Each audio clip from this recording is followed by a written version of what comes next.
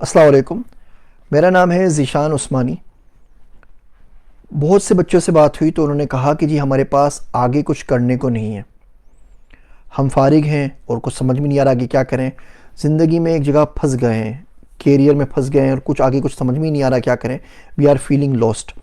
तो ऐसा क्या करें कि ज़िंदगी में थोड़ा ऊपर नीचे कुछ हो, थोड़ा सा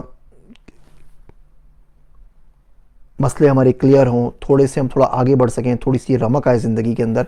ऐसा क्या करना चाहिए? तो मैं ऐसे तमाम लोगों से ही कहता हूँ, अर्ज़ करता हूँ कि आप अपनी लिस्ट पॉपुलेट कर लीजिए, अपनी TDL लिस्ट बना लीजिए, टू डू लिस्ट, या अपनी फेहरिस्त बना लीजिए। अब आपका सवाल ये होगा कि जी हमें पता ही जब नहीं है कि लिस्ट में डालना क्या और डालें क्या, तो उसके मैं आपको कुछ आइडियाज़ आपसे शेयर करता हूँ। पहला काम ये कीजिए कि जनरल देख लीजिए कि आप 5 साल बाद, 10 साल बाद आपको कहाँ देखना चाहते हैं, 20 साल बाद, 50 साल बाद। जनरल हम आइडिया बात करते हैं। हम में से हर शख्स जन्नत में जाना चाहता है। आपको कोई भी शख्स ऐसा नहीं मिलेगा कि यार मैं चाहता हूँ 30 साल मेहनत करके जहन्नुम में चले जाऊँ और या मैं 50 साल बाद अल्लाह करे जहन्नुम के अंदर मौजूद हूँ। ऐसा कोई भी नहीं बोलता। जन्नत में सब जाना चाहते हैं। तो इसका मतलब ये हुआ कि रिलीजन कहीं ना कहीं लिस्ट के ऊपर तो आएगा। चलें बिलफर्ज मान लिया कि हम नंबर 1 प्रायोरिटी के ऊपर रिलीजन नहीं होगा, तो दूसरी, तीसरी, चौथी, पाँचवीं, छठी, सातवीं, 10वीं पे कहीं ना कहीं तो होगा ना। ये बात इसलिए कह रहा हूँ कि हमारे मुल्क में 1% लोग भी नमाज नहीं पढ़ते। वो कॉल डेटा रिकॉर्ड्स हमारे पास आते हैं CDR, तो 130 मिलियन के पास पाकिस्तान में मोबाइल फ़ोन है। तो मस्जिदों की जब लोकेशन को मैप किया और हमने देखा कि कौन कितने लोग मस्जिद में एक वक्त में मौजूद होते हैं, तो इस 22 करोड़ की आवाम में 1% लोग भी नहीं है जो 5 वक्त नमाज मस्जिद में पढ़ते हो। मतलब आपने पाँचों पढ़नी तो आप उसमें काउंट होंगे, 1% भी नहीं बचता। तो फ़िरका वारियत में पढ़ के क्या करेंगे? नमाज कैसे पढ़ी है, रफ़ा यदैन किया है या नहीं किया है, रुकू कैसे किया है, कौन सी तस्बीह पढ़ी है। भाई ये मसाइल तो जब आएंगे ना जब 100% पाकिस्तानी नमाज़ पढ़ रहा हो।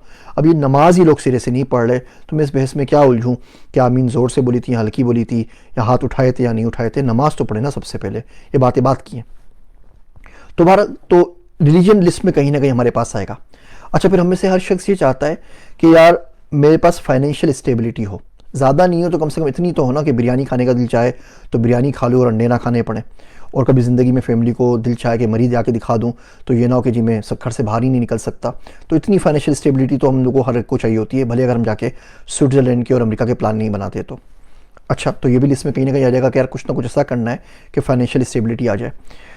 जब ये लिस्ट में हमारी चीज़ें आ जाएंगी उसके बाद फिर हम एक एक चीज़ के ऊपर बात कर सकते हैं कि वहाँ तक पहुँचना कैसे। हमें पता होगा हम यहाँ खड़े हैं, यहाँ जाना है, हाउ टू गेट देयर फिर आसान हो जाएगा बताना आप लोगों को।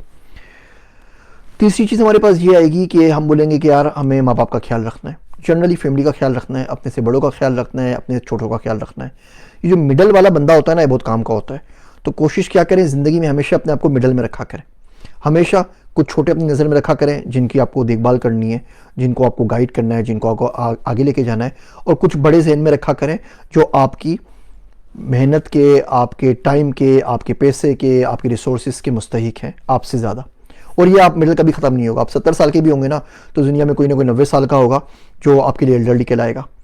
आप 10 साल के भी हैं ना तो भी कोई ना कोई 4-5 साल का बच्चा आपके घर में होगा जो आपसे छोटा कहलाएगा। तो ये बड़े आराम से चल सकता है। मिडिल में हमेशा अपने आप को रखा करें और दोनों को सपोर्ट किया करें, दोनों के साथ एहसान का मामला किया करें, दोनों के साथ मेहनत का, खिदमत का मामला किया करें। तो हम बोलते हैं चलें हम मोटा मोटा कि जी फैमिली, हमारे पास फैमिली के ऊपर हमें टाइम देना है। अच्छा, अपने स्किलिंग पे काम करना है, अपनी सेहत के ऊपर काम करना है। अच्छा, पाकिस्तानी पासपोर्ट का बड़ा मसला है तो हम चाहते हैं कि कोई ना कोई रेजिडेंस भी हमारे पास हो। आजकल जॉब्स नहीं है मार्केट में, तो कोई ऐसी साइड स्किल सीख लूँ कि जिससे मैं कुछ अलग से पैसे कमा सकूँ, रिमोट जॉब कर सकूँ, फ्रीलांसिंग कर सकूँ। अच्छा, बिज़नेस भी कोई ना कोई कर लेना चाहिए तो बिज़नेस के बारे में कुछ सोचूँ। इस तरह आप बैठ के अगर 1-1.5 घंटा बैठेंगे ना तो बहुत आराम से आपकी लिस्ट पे 20-22 चीज़ें निकल आएंगी। तो पहले तो काम ये कर लें कि आप मोटी मोटी चीज़ें लिख लें, क्या होगा, कैसे होगा, क्यों होगा, उन सबको छोड़ दीजिए, बड़ा बड़ा मोटा मोटा लिख लीजिए। अब उसके बाद क्या करें, इनको ग्रुप्स में कंबाइन कर दीजिए। अब बोले कि यार हज करना है तो ये भी रिलीजन है, और जन्नत में जाना है ये भी रिलीजन है, और दीन से थोड़ी मुनासबत हो जो ये भी रिलीजन है। तो 3 टास्क तो रिलीजन की कैटेगरी में आ गए। अच्छा, पैसा कमाना है, बिज़नेस करना है, जॉब ढूंढनी है, और इन्वेस्टमेंट करनी है कहीं पर, कोई असेट्स खरीदने, ये सारे फाइनेंस में आ गए तो फाइनेंशियल कैटेगरी में डाल दीजिए।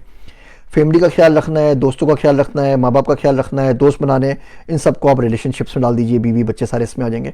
तो आप देखेंगे गिन आगे पीछे होकर 4-5 कैटेगरी से ज़्यादा नहीं बनता। हम लोगों के मसाइल है क्या? रिलीजन, उसके ऊपर काम करना है, दूसरे नंबर के ऊपर हमारी फैमिली आ जाती है, उसके ऊपर काम करना है। तीसरे के ऊपर रिस्क आ जाता है कि रिस्क कमाना है। चौथे के ऊपर शायद किसी का हो कि दुनिया घूमनी है, कुछ करना है। तो 4-5 कैटेगरी से ज़्यादा नहीं होते। उसके बाद इसके ऊपर काम करना आसान होगा। तो अभी आपका आज का होमवर्क सिंपल इतना सा है कि कॉपी पेन निकालिए, घंटा को 2 घंटा लगाइए और लिस्ट में लिख दीजिए। और अभी हम सिर्फ टॉप 10 पे बात कर लेते हैं। आप 20-25 लिखेंगे, कैटेगरीज बना के देखें कि 3-4 कैटेगरीज में यहाँ सारे के सारे मर्ज हो जाएं, या 10-12-15 चीज़ें आपके पास हों। वो लिस्ट या कमेंट्स में मुझसे शेयर कर लीजिए। फिर हम क्या करेंगे, वीडियोस की सीरीज़ के अंदर हल्के हल्के उन टॉपिक्स पे बात करेंगे कि आपने अगर ये टारगेट रखा है तो इस तक कैसे पहुँच सकते हैं, ये टारगेट रखा है तो इससे कैसे पहुँच सकते हैं, and then will go from there. मेरी बातें सुनने का शुक्रिया। मैं हूँ आप सबका ज़ीशान उस्मानी।